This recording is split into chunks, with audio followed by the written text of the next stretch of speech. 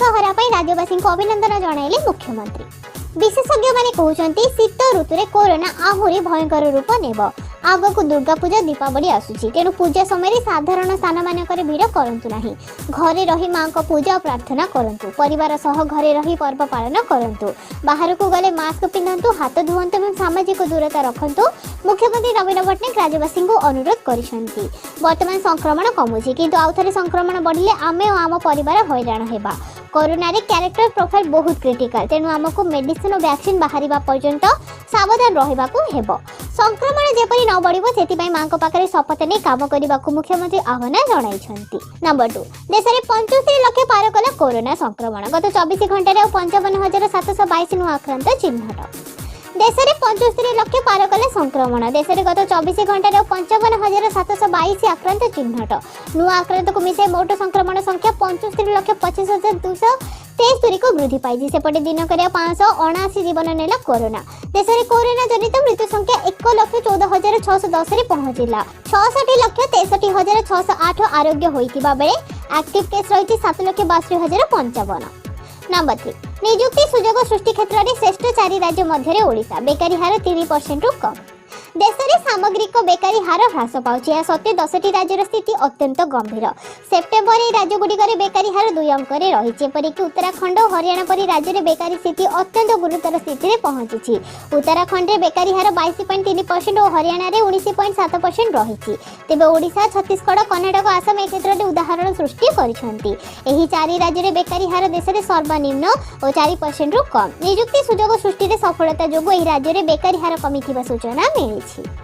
Number 4, राज्य में सुस्थ हेले 2,622 कोरोना आक्रांत। मोट सुस्थ संख्या 2,52,197 को वृद्धि।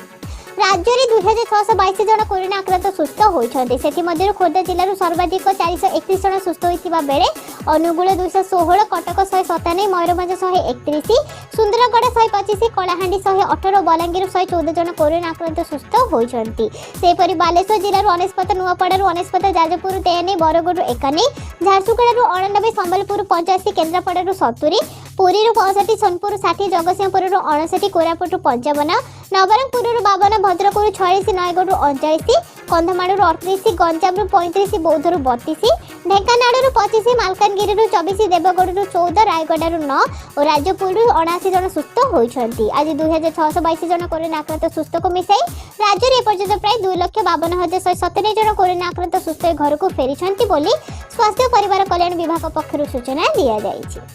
नंबर 5, ब्लॉक और जिला विकास योजना पर प्रस्तुत ढांचा उन्मोचन कले केंद्र मंत्री तोमर। केंद्र ग्राम्य उन्नयन तथा पंचायत राज मंत्री नरेंद्र सिंह तोमर देश में ब्लॉक एवं जिला गुड़िकर विकास योजना प्रस्तुति ढांचा को उन्मोचन करिसेंती। एही अवसर में से कहिसेंती जे ढांचा ब्लॉक एवं जिला पंचायत योजना प्रस्तुत करबा एक संपूर्ण गाइड अटे एवं एही योजनाकारी एवं हिताधिकारी को सहायता करिवो। श्री तोमर कहिसेंती जे एही व्यवस्था रे स्थानीय उपलब्ध संबल, स्थानीय लोकों का आवश्यकता एवं प्राथमिक क्षेत्र पर ध्यान दे ब्लॉक एवं जिला स्तर में विकास कार्यक्रम को प्रोत्साहित करिवो। से कहिसेंती एही योजना विशेषज्ञ एवं ब्लॉक और जिला पंचायत विकेंद्रीकरण योजना सहित जड़ित हिताधिकारी एक गुरुत्वपूर्ण उपकरण भाव में कार्य करिवो एवं ग्रामांचल भारतर परिवर्तन में एक प्रमुख भूमिका ग्रहण करिवो। नंबर 6, देश में चलिला 352 स्पेशल ट्रेन देबाकू हेबो 30% अधिक भड़ा। पार्वण ऋतु में भारतीय रेलवे यात्री को देछि बड़ उपहार। स्पेशल ट्रेन आरंभ करने निष्पत्ति नहीं रेलवे। यात्री सुविधा गढ़िला स्पेशल 352 ट्रेन। तेबे ए festival special train Kolkata, Patna, Banaras, Lucknow और दिल्ली चलिबो, जद्वारा दशहरा, दीपावली, छठ पूजा रे यात्री को सुविधा मिल पारिबो। एहा सह ट्रेन पई आरपीएफ कड़ा नियम मध्य जारी करिछि। नियम उल्लंघनकारी को 5 वर्ष जेल सह जरिमाना मध्य गणिबाकू पड़िबो। तेबे ए सब ट्रेन बुकिंग अक्टोबर 20 रु अक्टोबर 22 सुधा होई पारे। एहा सह यात्रा समय सब प्रकार सुरक्षा नियम पालन करबा अनिवार्य। ट्रेन अक्टोबर 20 रु नवेम्बर 30 पर्यंत चलिबो। रेलवे स्पेशल ट्रेन पे साधारण ठारू अधिक भड़ा आदाय करा जिवो। साधारण ट्रेन तुलन में 30% भड़ा अधिक हेबो, अर्थात ट्रेन रे यात्रा करबा पे यात्री को अधिक टंका देबाकू पड़िबो। नंबर 7, कमिला सुना दर। आज ही नहीं आसंतु आपनक मन पसंदर गहना।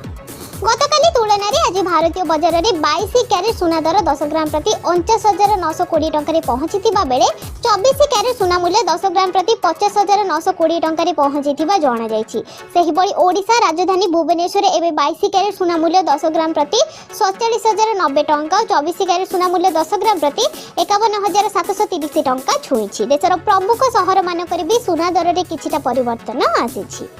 नंबर 1 केंद्र सरकार कर्मचारी खुशी खबर। दीपावली पूर्व मोदी सरकार दे पारंती बड़ उपहार। केंद्र सरकार कर्मचारी खुशी खबर। दीपावली पूर्व मोदी सरकार दे पारंती बड़ उपहार। कोरोना संकट काल में केंद्र सरकार सीपीआई आईडब्ल्यू रा आधार वर्ष बदलैबा काम करि पारंती। जदि एभली हुए ताहेले सरकारी कर्मचारी महंगा भत्ता वृद्धि पाइबार संभावना रही, जार लाभ 48 लाख कर्मचारी को हेबो। शिल्प श्रमिकों ग्राहक मूल्य सूचकांकर बेस इयर 2001 जहां 2016 करने प्रस्तुति चली। यह द्वारा देश 3 कोटी शिल्प श्रमिकों को लाभ मिल और से पॉकेट को आसिब अधिक टंका। अन्यपटे मोदी सरकार 10,000 टंकार स्पेशल फेस्टिवल एडवांस केंद्र कर्मचारी को देबाकू जाउछंती, जेउथिरे कोनोसी सुध मिलिबो नाही। एहा सो हॉलिडे ट्रैवल कंसेस बदल रे नगद कैश भाउचर मिलिबो। एहार उद्देश्य पार्वण ऋतु में उपभोक्ता चाहिदा सुधार आनिबा तथा अर्थव्यवस्था को प्रोत्साहन दे। नंबर 9 दीपावली पूर्व कंदेब पियाज किलो दर 100 छुई पारे। पार्वण ऋतु में पियाजर मूल्य निया लगे जाउछि। दीपावली रे पियाजर मूल्य किलोग्राम पिछा 50 रु 100 टंका को वृद्धि पाई पारे। यार कारण हेउछि देशर अनेक अंचल में प्रबल वर्षा। एही कारण आगामी दिन में पियाज मूल्य आकाश को छुई पारे। जदि पियाजर मूल्य वृद्धि हुए तेबे यह साधारण लोकों पॉकेट उपर प्रभाव पकई पारे। जदि ही द्रुत गति में पियाज दर बढ़िबारे लागे तेबे दीपावली रे पियाज बहुत महंगा होई पारे। खुचरा बाजार में पियाज किलोग्राम पिछा भी 40 रु 50 टंका रे बिक्री हेउछि। सोमवार दिन नासिक देशर बृहत्तम पियाज बाजार लासलगुआ रे पियाजर मूल्य क्विंटाल पिछा 6,802 टंका थिला। एहा चलित वर्ष सर्वाधिक मूल्य अटे। व्यवसायी माने कहिसथि जे आगामी दिन में खुचरा बाजार में पियाज मूल्य 100 रु अधिक होई पारे। नंबर 3,000 टंका किनतु विवोर एही जबरदस्त स्मार्टफोन। अमेजन सेल रे रहिछि शानदार डील। Amazon great Indian sale users को स्मार्टफोन रे वर्षर सबुठारु बेस्ट डील मिलुछि। एहार सुजोग नै विवो मध्य अमेजन सेल रे निज पॉपुलर स्मार्टफोन विवो U10 को 3,096 टंका रे किनिबा पई सुजोग देउछि। विवो एते कम दाम रे ही फोन को गारंटेड एक्सचेंज प्लान अनुसार ऑफर करूछि। एही ऑफर सहित यूजर्स को विवो फोन किनिबा बहुत सहज होई जाइछि।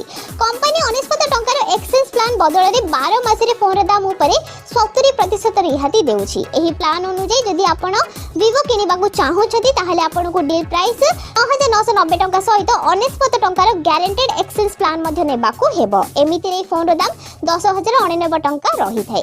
गारंटेड एक्सचेंज प्लान नेबा परे जेतेबेले आपण 9 रु 12 मास भितरे अमेजन रो अन्य केउ फोन किनुछथि ताहले आपण को निज विवो U10 रे 6,993 टंका रे एक्सचेंज वैल्यू रो फायदा हेबो। एमिति रे गोटे वर्ष पर्यंत विवो U10 फोन रो दाम 3,096 टंका होई जाय। नंबर 11 ग्रामीण अर्थनीति को सुदृढ़ एवं आत्मनिर्भर करबा पर गुरुत्व दिया जाओ। धर्मेंद्र केंद्र मंत्री धर्मेंद्र प्रधान मंगलवार इस्पात मंत्रालय पक्षर आयोजित वेबिनार आत्मनिर्भर भारत ग्रामीण अर्थनीति रे इस्पात व्यवहार रे वृद्धि रे जोग दे ग्रामीण विकास रे भारतीय इस्पात क्षेत्र रे भूमिका एवं ग्रामीण अर्थनीति को सुदृढ़ एवं आत्मनिर्भर करबा उपरे गुरुत्वारोप करिसंती। धर्मेंद्र प्रधान कहिसंती जे इस्पातर चाहिदा बढ़ाइबा पई ग्रामांचल रे विपुल सुजोग रहिछि। निकट रे भारत सरकार द्वारा घोषणा होइतिबा 1 लाख कोटी कृषि भित्तिभूमि पांठी 5,000 सब्जी प्लांट प्रतिष्ठा एवं प्रधानमंत्री आवास योजना परि अनेक कल्याणकारी योजना इस्पात व्यवहार को वृद्धि करिबारे सहायक होइछि। एही अवसर रे धर्मेंद्र प्रधान शिल्प क्षेत्र रो अग्रणी मानकु ग्रामांचल रे इस्पात आवश्यकता पूरण दिगरे एक विस्तृत रोडमैप प्रस्तुत करने को आह्वान करते। देश में इस्पात व्यवहार को बढ़ाइबा पई उभय सुजोग एवं चैलेंज को चिन्हट करिबार आवश्यकता रही बोली से कहते। नंबर 12 हटिला महाप्रसाद उपर कटकणा एणिकी भक्त पाई परिबे अबड़ा। डिसेंबर शेष में खोली पारे श्रीमंदिर।